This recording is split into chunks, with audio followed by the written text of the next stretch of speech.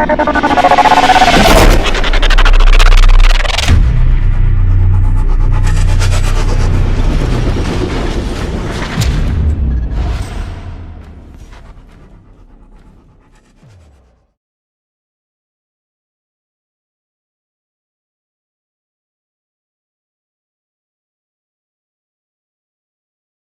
வசனத்தை எடுத்துக்கொள்ளுங்கள். ஆமோஸ் 5ஆம் அதிகாரம் 6ஆம் வசனம்.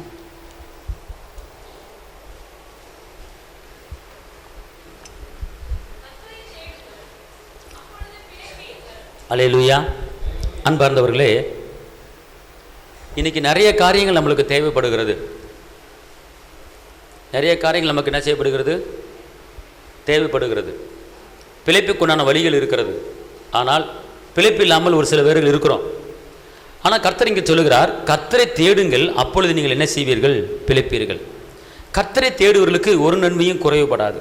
அன்பார்ந்தவர்களே, ஒரு குடும்ப வாழ்க்கைக்கு என்னென்ன தேவையோ கர்த்தர் அதை கொடுப்பார் அவரை தேடும்போது. அது மாத்திரமல்ல, பார்த்துக்கொள்ளுங்க, நம் கர்த்தரை தேடும்போது நம்முடைய வாழ்க்கையில் வருகிற எல்லா ஆபத்துக்களிலிருந்து நம்மளை அவரை காத்து வழி நடத்துகிறார்.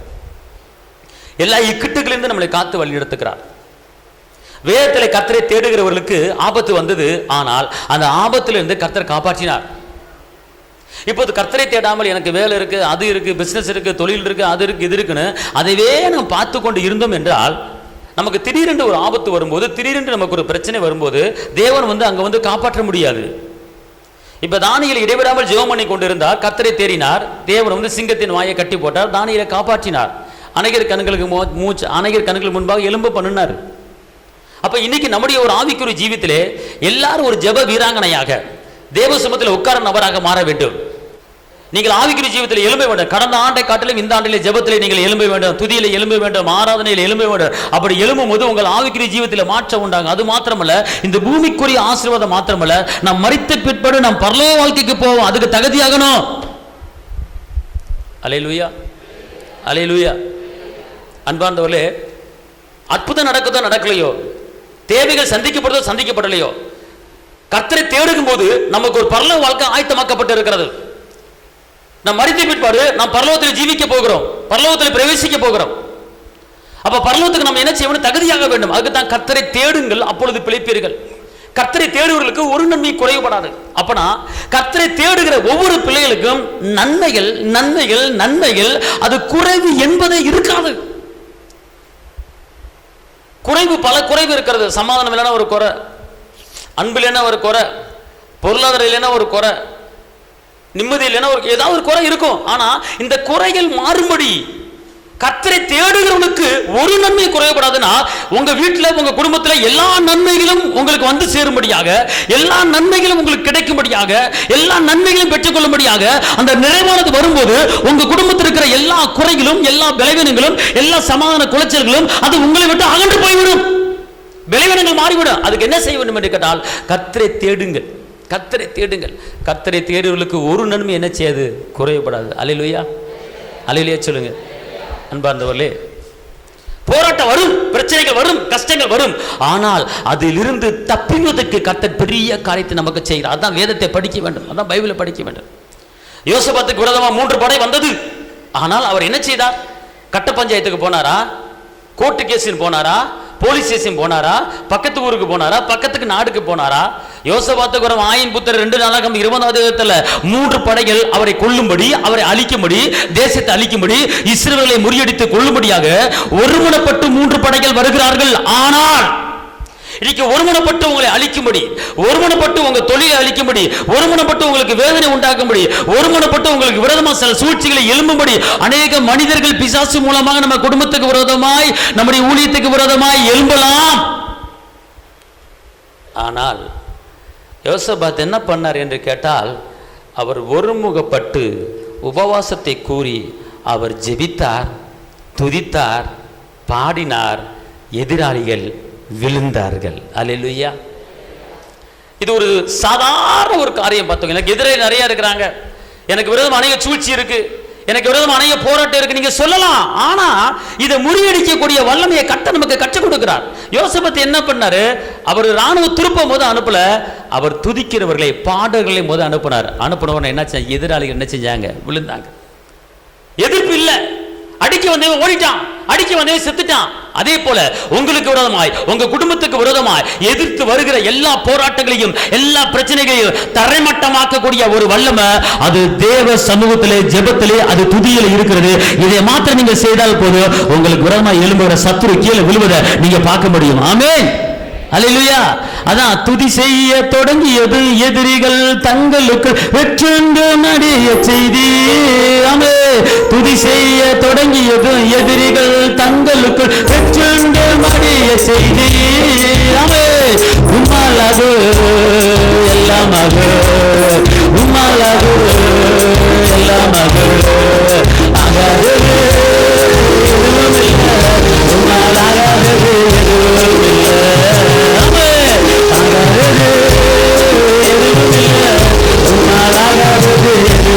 இல்லை. அலங்கார வாசலிலே அலங்கோல முடவன் நடந்தானே அலங்கார வாசலிலே அலங்கோல முடவன் நடந்தானே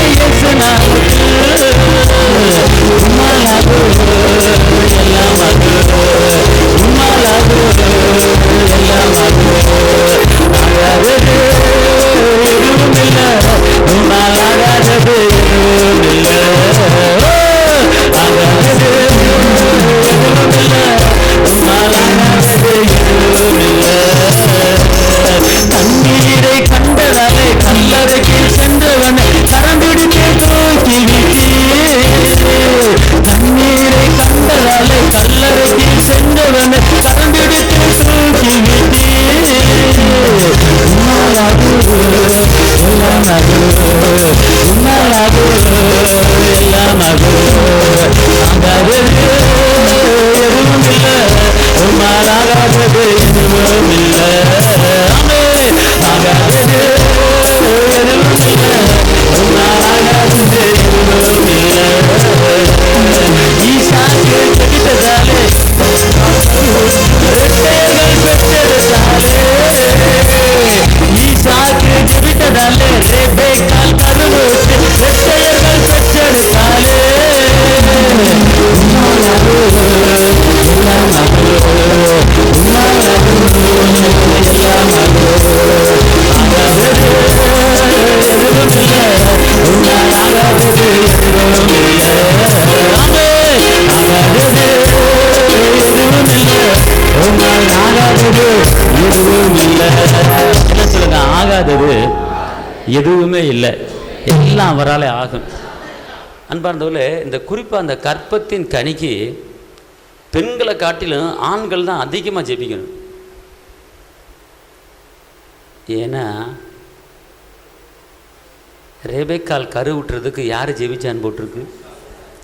புருஷன், வீட்டுக்காரர். பர்டிகுலராக அந்த கற்பத்துக்கணி இல்லாதவர்கள் என்று சொல்லுகிறீங்களா? அவங்க ஹஸ்பண்ட் மணிக்கணக்காக ஜெபத்தில் உட்காரணும். நீங்கள் உட்காந்து பாருங்கள். இல்லைங்க எனக்கு டைம் இல்லை, நேரம் இல்லை, பிஸ்னஸ் அந்த மாதிரி இல்லை, உங்களுக்கு சந்ததி வேணுமா? இங்கே ஜெபத்தில் உட்காருங்க, தேவ சமூகத்தில் உட்காருங்க, 2 பேரும் கை கொடுத்து ஜெபம் பண்ணி பாருங்கள். கர்த்தர் பெரிய மாற்றத்தை உங்களுக்கு என்ன செய்வார். அல்லேலூயா, அல்லேலூயா சொல்லுங்கள். அதுக்கு தான் கர்த்தரை தேடுகிறவர்களுக்கு ஒரு நன்மையும் குறைவுபடாது. அதை தேடணும், தேவ சமூகத்தில் தேடணும். அன்பானவர்களே, இப்போ கர்த்தரை தேடுறதுனால இந்த பூமிக்குரிய ஆசீர்வாதம் கிடைக்கிது ஒன்று. 2வது, கர்த்தரை தேடுகிறதுனால நம்மளுக்கு பரலோகம் ஆயத்தமாக இருக்குது. கிரியை செய்யணும். நம்ம ஐஸ்வர்யா ஒருத்தர் இருந்தாங்க, லாசர் ஒருத்தர் இருந்தாங்க, 2 பேரும் செத்தாங்க. ஆனால் யார் பரலத்துக்கு போனது? லாசரு. ஐஸ்வர்யா எங்கே போனான்? நரகத்துக்கு போனான். இப்போ ஆத்துவம் பாரத்தில் சொல்கிறான், வேதனையோடு சொல்கிறான். என் கூட பிறந்தவங்களாம் நிறைய பேர் இருக்கிறாங்க, நபி சொல்லணும். அப்புறம் சொல்கிறார், இங்கே இருக்கிறவங்க அங்கே போகவே முடியாது அப்படிங்கிற காரணம், அவன் இந்த பூமியில் வாழும்போது இரத்தாம்பரம் உடுத்தி ரொம்ப செல்வ செழிப்பாக இருந்தான். அவன் நன்மை செய்யலை, கிரியை செய்யலை, பார்த்துக்கொள்ளுங்க. அதனால் நரகத்துக்கு போனான். தேவனுக்கு வந்த காரியத்தை செய்யலை. அவன் உண்மையிலே கர்த்தரை தேடி இருந்தால், உண்மையிலே அந்த ஐஸ்வர்வான் கர்த்தரை தேடி இருந்தால் அவன் நன்மைகளை செஞ்சிருப்பான். கர்த்தருடைய கற்பனை கட்டளைக்கு அவன் கீழ்ப்படிந்தால் நன்மைகளை செஞ்சிருப்பான். ஆனால் கடைசியில் என்ன ஆச்சுன்னு கேட்டிங்கன்னா, அவன் நரகத்துக்கு போக வேண்டிய ஒரு சூழ்நிலை. இன்னைக்கு உலகம் பொண்ணு பொருள் காசு பணம் தேவைதான், ஆனா அதுலயே நம்ம முழு கவனம் வைத்துக் கொண்டு இருக்கக்கூடாது. அது நம்மளை பரலோகத்தை கொண்டு போகாது. எவ்வளவு நகை வச்சிருக்க, எவ்வளவு சொத்து வச்சிருக்க, லட்சக்கணக்கான பணம் வச்சிருக்க, எவ்வளவு கோடி வச்சிருக்கிற, அது பரலோகத்தை கொண்டு போகாது. நம்மளுக்கு பரலோகம் முக்கியம். ஒரு வசனம் இருக்கிறது, எடுத்துக்கொள்ளுங்க. செப்பனியா 1:18. சீக்கிரம் செப்பனியா 1:18. கர்த்தருடைய உக்கிரத்தின் நாளிலே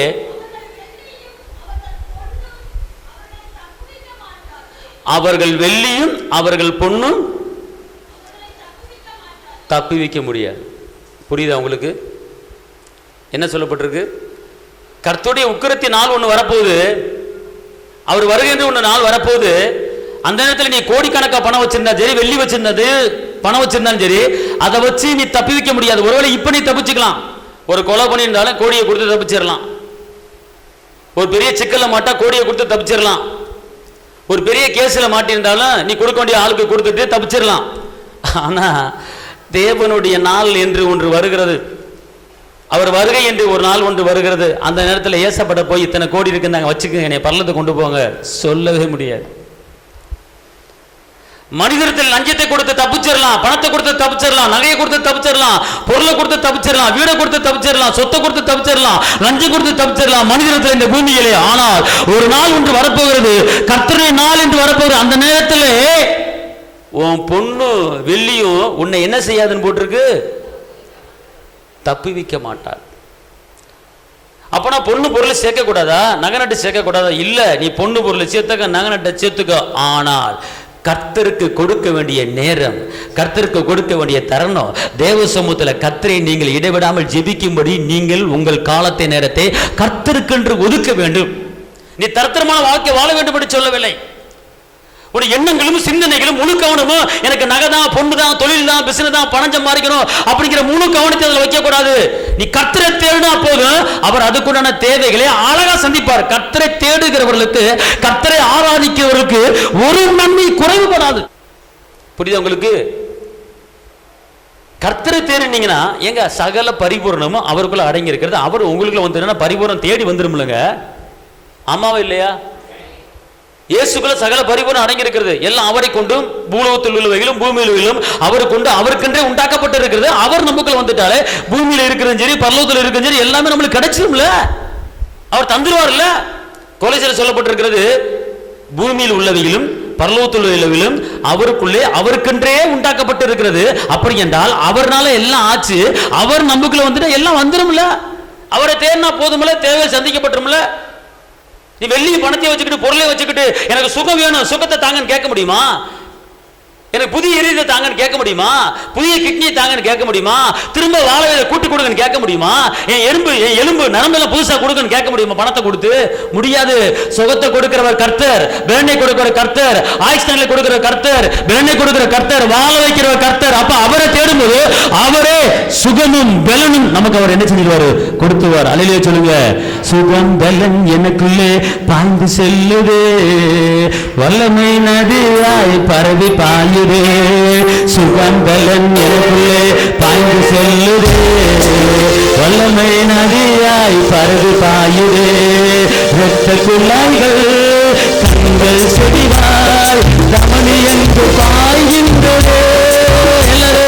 இரத்த குழாய்கள் கண்கள் செடிவாய் தமனி என்று பாய்கின்றதே. உங்க வல்லமையால் சுகமானே, உங்க வார்த்தையால் சுகமானே, உங்க பண்புகளால் சுகமானே, உங்க தயவினால் சுகமானே. சுகபலன் எனக்குள்ளே பாய்ந்து, வல்லமை நதியாய் பரவி பாயுதே. சுகபலன் எனக்குள்ளே பாய்ந்து செல்லுதே, வல்லமை நதியாய் பரவி பாயுதே. சுகத்துக்கு எப்படி? அவர் வல்லமை, அவர் வார்த்தை, அவர் தயவு, அவருடைய தழும்பு. எங்க சொல்லுங்க, சுகத்துக்கு என்னது? அவர் வல்லமை, அவர் வார்த்தை, அவர் தயவு, அவர் தழும்பு. அல்லேலூயா. பணம், அதிகாரம், செழிப்பு, வெற்றி, இது சுகத்தை கொடுக்குமா? கொடுக்காது. அப்ப சுகத்தை யார் கொடுப்பா அப்படின்னு கேட்டா அவருடைய வல்லமை, அவருடைய வார்த்தை, அவருடைய தயவு. அப்ப அதை நாம் என்ன செய்ய வேண்டும்? கவர வேண்டும், போக்கஸ் பண்ண வேண்டும், அதை நம்ப வேண்டும், அதை விரும்ப வேண்டும், அதை சார்ந்திருக்க வேண்டும், அதை பிடித்திருக்க வேண்டும். அப்பொழுதுதான் நம் சுகத்தின் வல்லமையை நாம் பெற்றுக்கொள்ள முடியும். அப்ப உலகத்துக்கு நாம் முக்கியம் கொடுக்க கூடாது, கர்த்தருக்கு முக்கியம் கொடுக்கணும். உலக நேரங்களுக்கு முக்கியம் கொடுக்க கூடாது, கர்த்தருடைய நேரங்களுக்கு நாம் முக்கியம் கொடுக்க வேண்டும். அல்லேலூயா. ஒரு செல்போன் எடுத்து பேசினா கிட்டத்தட்ட ஒரு மணி நேரம் கேம் விளையாடுறாங்க. அந்த ஒரு மணி நேரம் கேம் விளையாடுற நேரத்தில் தேவசமூகத்தில் உட்காந்து நம்ம ஜெபிச்சோம்னா எவ்வளோ ஒரு அழகான நன்மை நம்மளை தேடி வரப்போகுது பார்த்தீங்களா? அது கேம் விளையாடுற நேரத்தில் கண்ணு தான் கெடுக்கும். ஆனால் கர்த்தரை தேடினீங்கன்னா உங்கள் வாழ்க்கையில் ஒரு பெரிய இன்னும் ரெண்டாவதுங்க, இந்த பூமிக்குரிய ஆசீர்வாதம் மாத்திரமல்ல, நாம் கர்த்தரை தேடும்போது நம்மளுக்கு பரலோகம் ஆயத்தமாக இருக்குது. அதை மொத்தம் நல்லா எல்லாம் புரிஞ்சுக்கணும். அல்லேலூயா. ஏன்னா ஒரு நாள், ஒரு துக்கமான நாள், ஒரு உக்கிரமான நாள், ஒரு வேதனையான நாள் ஒன்று வரப்போகுது. நல்லா தெரிஞ்சுக்கொள்ளுங்க. ஒருவர் கிரியை செய்ய முடியாதபடி ராக்காலம் ஒன்று வரப்போகுது. பைபிள்ல போட்டிருக்க யோவான்ல ஒருவர் கிரியை செய்ய முடியாதபடி ஒரு ராக்காலம் வரப்போகிறது. நீ அதுக்கு ஆயத்தமாய்க்கோ. அப்ப பொண்ணும் பொருளும் கொடுத்து நம்ம அதை கொடுத்து தப்பி வைக்க முடியாது. இன்னொரு வசனம் இருக்கு, பார்த்துக்கொள்ளுங்க. எசேக்கியேல் 7:19. தங்கள் வெள்ளியும் தெருக்களில் என்ன செய்வாங்களாம்?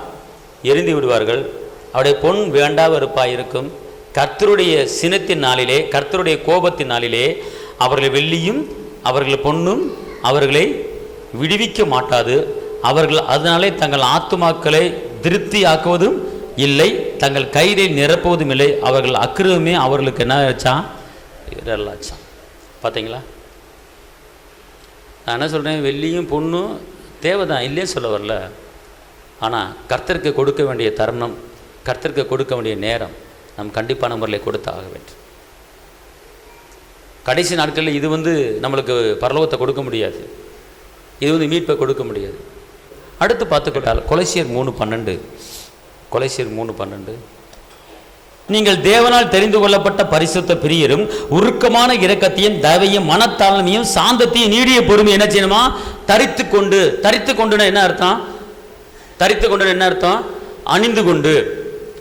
எப்படி ஒரு சட்டையை போடுறோமோ அதே போல உங்களை பார்க்கும் போதெல்லாம் மனத்தாழ்மை ஒரு மனிதனுக்கு தெரியணும். இப்போ நான் வெள்ளை சட்டை போட்டிருக்கேன், நான் வெள்ளை சட்டை போட்டிருக்கேன் அப்படிங்கிறது எல்லாத்துக்கும் தெரியுதா? தெரியலையா? அப்ப அதே போல என்ன சொல்லப்பட்டிருக்கு? எதை நீங்கள் அணிந்திருக்க வேண்டும், எதை தரித்திருக்க வேண்டும் என்று கேட்டால் மனத்தாழ்மையை நீங்கள் அணிந்திருக்க வேண்டும். உங்களை பார்க்கறவங்க ஒரு கோபக்காரன், இவன் எரிச்சல்காரன், இவன் முரட்டாட்டக்காரன் என்று சொல்லக்கூடாது.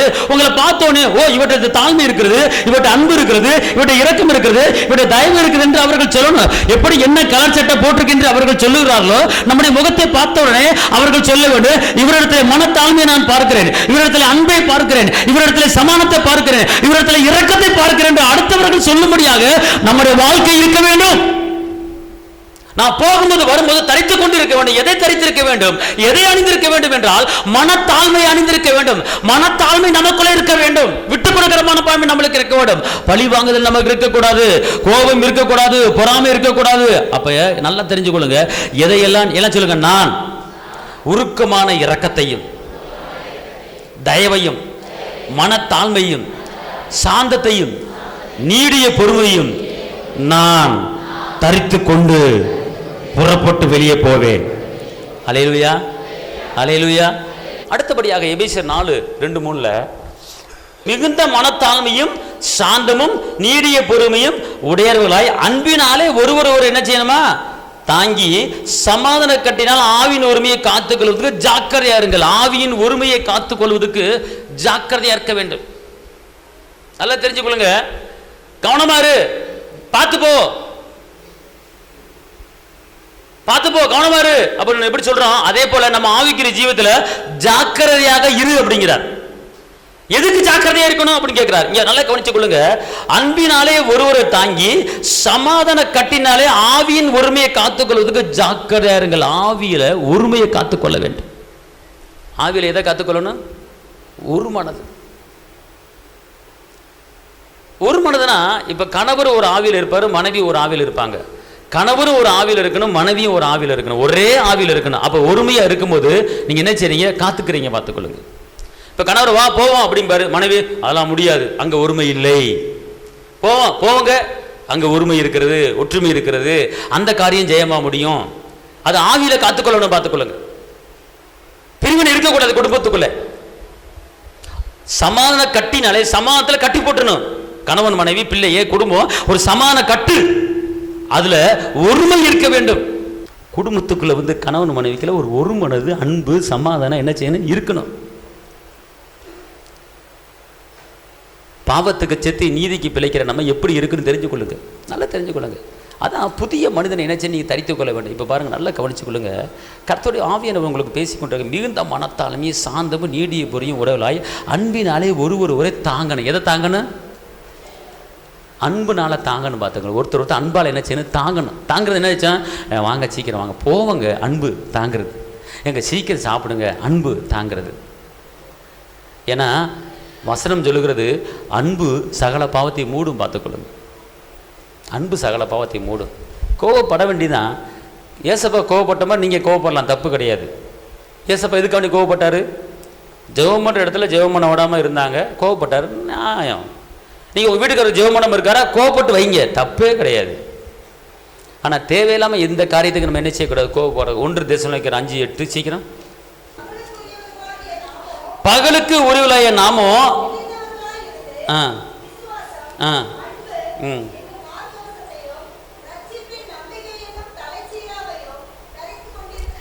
ரட்சிப்பின் நம்பிக்கையினும் தலைச்சீராவையும் தரித்துக் கொண்டிருக்க வேண்டும். அப்படி என்றால் உங்களை பார்க்கும்போது நீங்கள் ரட்சிக்கப்பட்டவர்கள், உங்களை பார்க்கும்போது நீங்கள் விடுவிக்கப்பட்டவர்கள், உங்களை பார்க்கும்போது நீங்கள் கர்த்தருடைய பிள்ளை, உங்களை பார்க்கும்போது நீங்கள் பரலோகத்தின் பிள்ளை, உங்களை பார்க்கும்போது நீ அன்பின் பிள்ளை, உங்களை பார்க்கும்போது சமானத்தின் பிள்ளை என்று எல்லாரும் அறிந்து கொள்ளும்படியாக இதைத்தான் நீங்கள் தரித்திருக்க வேண்டுமே தவிர நீங்கள் இருளுக்கு உரியவர்கள் அல்ல, நீங்கள் பகலுக்கு உரியவர்கள். அதை இங்க சொல்லப்பட்டிருக்கிறது, பகலுக்கு உரியவர்களாகிய நீங்கள். அல்லேலூயா. அப்ப நம்ம இருளுக்கு உரியவர்கள் அல்ல, பிரச்சனைக்கு உரியவர்கள் அல்ல, நாம் பகலுக்கு உரியவர்களாய் நாம் என்ன செய்கிறோம் இருக்கிறோம். பகலுக்கு உரியவர்களாய் நாம் என்ன செய்கிறோம் இருக்கிறோம். அப்ப நீ என்ன ரட்சிப்பின் நம்பிக்கையை தரித்துக் கொண்டிருங்கள். அப்பனா நீ சாதாரண ஆளு கிடையாது, நீ ரட்சிக்கப்பட்டவன், நீ கர்த்தரால் தெரிந்து கொள்ளப்பட்டவன், நீ மீட்கப்பட்டவன், உன் பாவத்துக்கு செத்தாச்சு, நீதிக்கு பிழைத்திருக்கிற, நீ பரலோகத்தின் பிழைச்சை அப்படிங்கிற அந்த ரட்சிப்பின் அனுபவம், அந்த ரட்சிப்பின் வல்லமை, அந்த ரட்சிப்பின் வெற்றி நீங்கள் போகும்போது வரும்போது நீங்கள் அணிந்திருக்கும் போது நீங்கள் தரித்திருக்கும் போது ரட்சிப்பின் வல்லமை அது பிரதிபலிக்கப்பட வேண்டும். ரட்சிப்பின் வல்லமை ஆணையர்களுக்கு தெரிந்திருக்க வேண்டும். நீங்கள் எதை அணியிறீங்களோ அணியிறோ ரட்சிப்பின் வல்லமையை தரித்திருக்க வேண்டும். ரட்சிப்பு என்றால் விடுதலை, ரட்சிப்பு என்றால் மீட்பு, ரட்சிப்பு என்றால் சந்தோஷம், ரட்சிப்பு என்றால் சமாதானம், ரட்சிப்பு என்றால் அன்பு, ரட்சிப்பு என்றால் இயேசுவின் கற்பனை கட்டளைக்கு கீழ்ப்படிந்து வாழ்கிற வாழ்க்கை, ரட்சிப்பு என்றால் பரலோகத்தின் வாழ்க்கை. அப்ப நீங்க என்ன செய்யணும்? ரட்சிப்பின் நம்பிக்கையை நீங்க என்ன செய்ய வேண்டும்? தரித்திருக்க வேண்டும். ரட்சிப்பின் நம்பிக்கையை தரித்திருக்க வேண்டும். உங்களை பார்த்தா நம்பிக்கை உங்க உள்ளத்துல இருக்கணுங்க, நம்பிக்கை இருக்கணுங்க. நீங்க ரட்சிக்க போட்டீங்கன்னா இயேசு கண்டிப்பா எனக்கு அர்ப்பணம் பண்ணுவாரு, இயேசு என் குடும்பத்தை கண்டிப்பா அர்ப்பணம் செய்வாரு, இயேசு எனக்கு கண்டிப்பான முறையில் ஜெபத்துக்கு பதில் தருவாரு. அதுக்கு பிறகு தான் நம்பிக்கை. அப்ப ரட்சிப்பு அடைஞ்சிட்டீங்க, அடுத்தபடியாக நீங்க கேட்கிற காரியத்தில் நம்பிக்கை வைக்கணும். ரட்சிப்பின் நம்பிக்கை, ரட்சிப்பின் நம்பிக்கை, ரட்சிப்பின் விசுவாசத்தை நாம் எப்போதுமே அணிந்திருக்க வேண்டும், நாம் எப்போதுமே தரித்திருக்க வேண்டும். எனக்கு வராது, எனக்கு கிடைக்காது, எனக்கு நடக்காது, நான் தேர மாட்டேன் அப்படின்னா ரட்சிப்பினுடைய நம்பிக்கையை நீங்கள் தரித்திருக்கவில்லை. ரட்சிப்பின் நம்பிக்கையை நீங்க கலட்டி போட்டுட்டு நீங்க விடுமையாக்கப்பட்டிருக்கீங்க. தேவனால் தெரிந்து கொள்ளப்பட்ட ஜனம் நம்ம. அப்படின்னா அவருடைய நம்பிக்கையை, அவர் மேல வச்ச விசுவாசத்தை அவர் நமக்கு செய்வார் என்கிற அந்த விசுவாசத்தின் நம்பிக்கை நமக்குள்ளே எப்போதும் அது இருந்து கொண்டே இருக்கணும். அதை தரித்து கொண்டு அதை அணிந்து கொண்டு தான் நான் வெளியே போக வேண்டும். ஒரு அல்லேலூயா சொல்லுங்க. அல்லேலூயா. அப்பனா உங்களை ஒருத்தர் பார்த்து கேட்குறாங்க, எனக்கு அந்த பிரச்சனை விடுதலை ஆகிட்டீங்களா, எப்படி ஆச்சு? ஒன்றும் ஆகலைங்க, நடக்கிற மாதிரி தெரியலங்க. அப்படின்னா நீங்கள் ரட்சிப்பினுடைய நம்பிக்கையை நீங்கள் தரித்திருக்கவில்லை, அதை கலட்டி போட்டுட்டீங்க. எப்படிங்க இருக்கிறீங்க? வந்துச்சா, கிடைச்சிச்சா? கண்டிப்பாக கர்த்தர் எனக்கு செய்ய போறார், அவரை நம்பிக்கை வச்சிருக்கிறேன். நீ வெக்கப்பட்டு போவலன்னு சொல்லியிருக்காரு, நான் வெக்கப்பட மாட்டேன், கண்டிப்பாக கர்த்தர் எனக்கு அற்புதம் செய்வார். அப்படி என்றால் ரட்சிப்பின் நம்பிக்கையை நீங்க அணிஞ்சிருக்கிறீங்க. உங்க பிள்ளைக்கு திருமணம் எப்போ முடிய போகுது? அது முடிகிற மாதிரி எனக்கு தெரியலங்க, அவளை வச்சுதான் எனக்கு பல பிரச்சனை. அப்படின்னா ரட்சிப்பின் நம்பிக்கையை நீங்க கலட்டி கீழே போட்டீங்க. இல்லைங்க, கர்த்தர் காரியத்தை வாய்க்க பண்ணுவார். அண்ணால் ஆசீர்வதித்தவர், ஆபிரகாமை ஆசீர்வதித்தவர், ரூத்தை ஆசீர்வதித்தவர், எஸ்தர் ஆசீர்வதித்தவர், என் மகளையும் ஆசீர்வதித்து பெருக பண்ணுவார், நான் வெக்கப்பட்டு போக மாட்டேன் அப்படின்னு சொன்னீங்கன்னா ரட்சிப்பின் நம்பிக்கையை நீங்க அணிந்திருக்கிறீங்க, தரித்திருக்கிறீங்க. கர்த்தருடைய வார்த்தை சொல்லுது, ரட்சிப்பின் நம்பிக்கையின் தலைசீராவையும் தரித்து கொண்டிருக்க கடவும், அணிந்து கொண்டிருக்க கடவும். அப்போ உங்க வார்த்தையில நீங்க யாருன்னு தெரிஞ்சு போயிடும். நீங்க எப்படி பேசுறீங்க, அணிஞ்சிருக்கீங்களா அணியலையா, ரட்சிப்பின் அனுபவத்தை நம்பிக்கையோடு இருக்கீங்களா இல்லையா அப்படிங்கிறது உங்களுக்கு தெரிஞ்சு போயிடும். அப்போ நான் பேசுகிற காரியத்தில் ஒரு கவனம். கடைசியாக ஏசி 52:1 வாசிங்க. ஏசி 52:1. ஏசி 52:1. எலும்பு எலும்பு சீயோனே, உன் வல்லமையை தரித்துக்கொள்.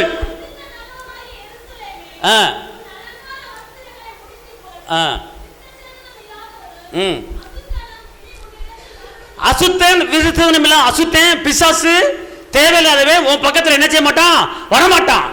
எப்போ வரமாட்டான்? நீ எப்போது வல்லமைகளை தரித்துக் கொண்டிருக்கிறாயோ அந்த நேரத்தில் எந்த பிசாசும் வீட்டுக்குள்ள ஆத்மாக்கள் வர முடியாது. அவருடைய தெய்வீக வல்லமையை தரித்திருக்க வேண்டும், அவர் அன்பை தரித்திருக்க வேண்டும், அவர் சமானத்தை தரித்திருக்க வேண்டும், அவருடைய பிரசனத்தை தரித்திருக்க வேண்டும், அவர் இரக்கத்தை தரித்திருக்க வேண்டும். இதை தரித்திருக்கும் போது எந்த அசுத்தனும் எந்த பொல்லாங்கனும் உங்க பக்கத்தில் வர முடியாது. அல்லேலூயா, அல்லேலூயா. அப்ப வல்லமையை தரிக்கணுமா? வல்லமையை தரிக்க வேண்டும்னா அணிய வேண்டும். நீங்கள் அல்லேலூயா அபிஷேகத்தை அணிய வேண்டும், ஜெபத்தை அணிய வேண்டும், வெற்றியை அணிய வேண்டும், வல்லமையை அணிய வேண்டும், செழிப்பை அணிய. இதெல்லாம் அணிஞ்சிருக்கும் போது எந்த அசுத்தனும் உங்க பக்கத்தில் வர. நீங்க அணியாம இருக்கிறனால தான், அதை தரித்து கொள்ளாமல் இருக்கிறனால தான் அவன் கண்டவே நம்ம வீட்டுக்குள்ள வர்றான், கண்டவே நம்ம ஆத்துமாக்களை வர்றான், கண்ட பிசாசு உள்ள வருது. அப்ப அந்த பிசாசு உள்ள வராமல் இருக்கிறதுக்கு நீங்கள் அணிய வேண்டிய வல்லமையை அணிந்திருக்க வேண்டும். செப்பனியா 2:3. செப்பனியா 2:3. தேசத்திலே எல்லா சிறுமையானவர்களே, கர்த்தருடைய நியாயத்தை நடப்பிக்கிறவர்களே, அவரை தேடுங்கள், நீதியை தேடுங்கள். நீங்கள் எதை தேட வேண்டுமா? எதை தேட வேண்டுமா? கர்த்தரை தேட வேண்டும். அடுத்து நீதியை தேட வேண்டும், அடுத்து சமாதானத்தை தேட வேண்டும், அடுத்து மனத்தாழ்மையை தேட வேண்டும். ஒரு சண்டை போற இடத்துக்கு நீங்க போகக்கூடாது, ஒரு பிரச்சனை இருக்கிற இடத்துக்கு நீங்க போகக்கூடாது, ஒரு நெருக்கம் இருக்கிற இடத்துக்கு போகக்கூடாது, தேவனுக்கு விரோதமான காரியம் செய்கிற இடத்துக்கு நீங்க போகக்கூடாது. நீங்க எங்க போக வேண்டும் கேட்டால் நீதியை தான் தேடணும், மனத்தாழ்மை தான் தேடணும். ஏன்னா வேற எதை என்ன செய்யக்கூடாது. அப்போது கர்த்தர் சொல்றாரு, நீங்க இதை மட்டும் தேடினீங்கன்னா நான் உங்களை தப்புவித்து உங்களை நான் நினைச்சுவேன், கனப்படுத்துவேன். எல்லாம் அப்படியே எந்திரிச்சு தகப்பனே நன்றியோடு துதிக்கிறோம், ஸ்தோத்திரிக்கிறோம். இந்த வேலையிலே உங்களுடைய அற்புதக்கரம், உங்களுடைய அதிசயக்கரம், உங்களுடைய கிருபையின் கரம் கூட இருப்பதாக வந்திருக்கிற ஒவ்வொருவரையும் ஆசீர்வதிங்க, தேவ பலத்தால் நிரப்புங்க. இதுவரை நடத்தின எபினேசரை இன்னும் நடத்தப்படுறதாக உமக்கு ஸ்தோத்திரம். தேவ சமாதானம் கூட இருப்பதாக பாதுகாத்துக் கொள்ளுங்க. இயேசுவின் நாமத்தில் பிதாவே, ஆமென்.